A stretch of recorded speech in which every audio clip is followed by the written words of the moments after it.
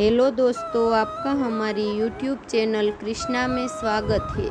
दोस्तों, आज हम जानेंगे मनुष्य के जैसी संगत होती है वैसा ही उनका जीवन होता है। यही एक मूल मंत्र है। समाज में व्यापक दुख और दर्द का इससे बड़ा कारण नहीं होगा। दुनिया कर्मस्थली है।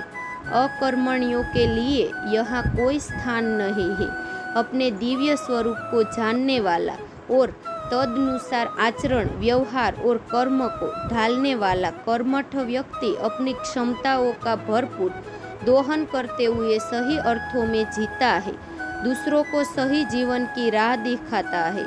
अपने कार्य और निर्णय के लिए वह दूसरों की पुष्टि नहीं तलाशेगा। शादी के ठिकाने पर क्या पहुँचे, मानो व्रजपात हो जा गया।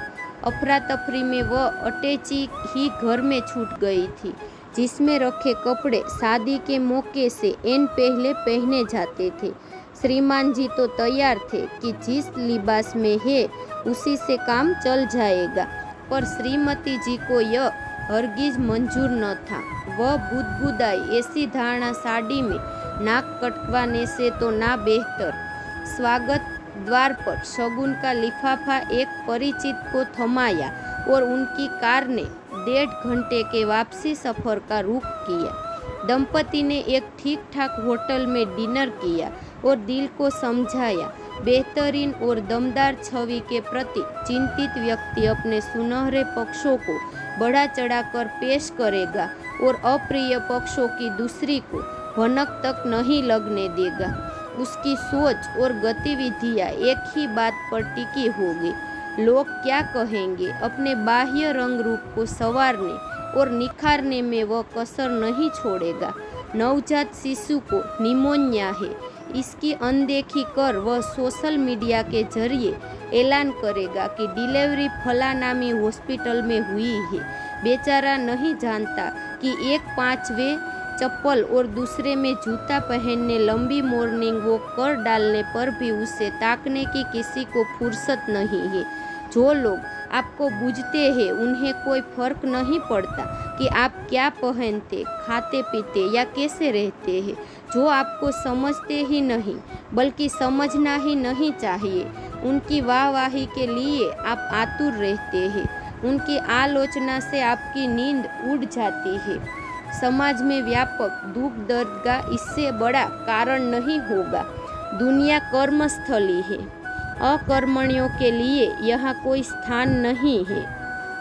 जो मनुष्य दूसरों को सही जीवन की राह दिखाता है, अपने कार्य और निर्णय के लिए वह दूसरों की पुष्टि नहीं तलाशेगा।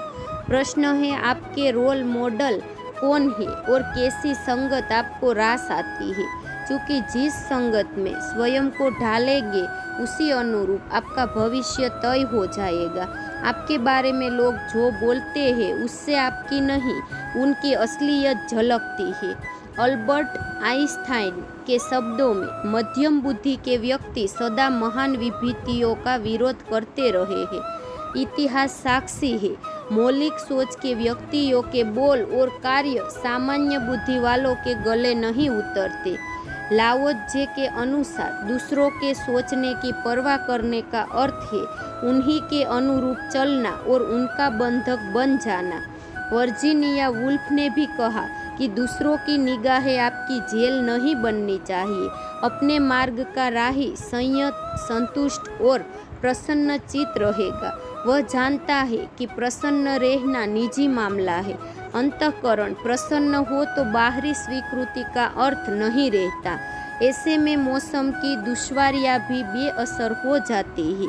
मुखौटा प्रिय समाज में प्रचलित रस्मों की अनुपालना से आप न केवल अपनी सोच को उन्नत या व्यापक रखेंगे बल्कि वैचारिक समृद्धि की ओर प्रशस्त रहेंगे। तुच्छ सोच प्रगति की भारी बाधा है। याद करें, बचपन में आप दोस्तों के साथ बालू के ढेर में अपने अपने मकान बनाते। कोई शरारती बालक दूसरे का मकान तोड़ देता तो बवाल मच जाता था। यह कच्ची उम्र की बात ठहरी।